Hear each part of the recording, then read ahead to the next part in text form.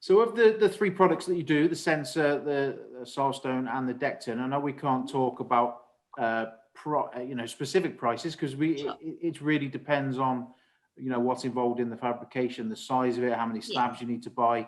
It's a really difficult thing to talk about. But as far as where the prices sit, what is from the cheapest to the most expensive?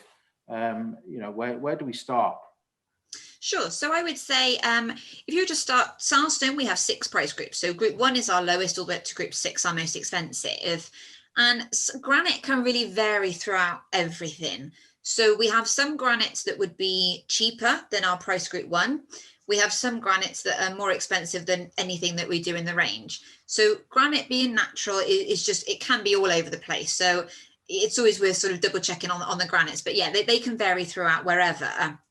With the Silestone, yeah, so group 1 would be our lowest. Then we go all the way up to group 6, which are our most expensive.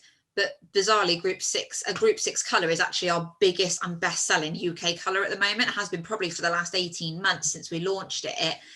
So we were saying, when people say price conscious, not always, because that colour sells the best. Decton, we then have sort of 4 price groups in the Decton. And to start, where that would sort of sit is, if you imagined the Silestone group 4, which is a pretty good medium range sort of group, that's where the Dectons group 0 and group 1 start to come in.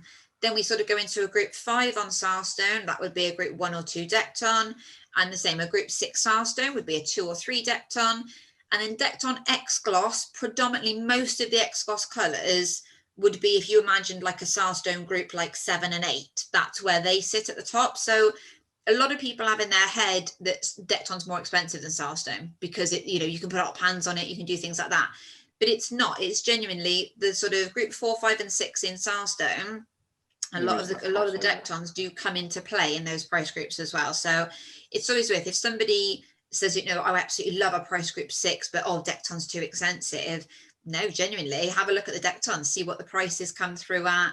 And as you say, it will always come down to fabrication of how much work is going to be done, to that slab is massively where it comes into play. But yeah, hopefully it can give people a bit of mind to say Decton's not the most expensive product out there. It generally does fit in quite nicely with quite a lot of the Silestone colours. Hopefully that answers that. Yeah, absolutely. That's brilliant. So go back to the X Gloss Decton. That's truly impressive to have a shiny surface like that that's so scratch resistant. The high scratch resistancy is amazing on them. Is amazing on the X Gloss. I did once with a customer who put, I believe that was like marker pen or something on top of an X Gloss sample, and she wiped it off the top, and it genuinely looked like it was still there. And you think, oh my God, okay. We scrubbed really hard to get this like permanent marker. The whole thing lifted off, and not a single scratch on the worktop from the cleaning sponge. So it is amazing to see something such a high shine, and as you say, still high scratch resistancy. You can still put the hot pans on it. Yeah, it is lovely, and they look amazing in the X Gloss. They really do.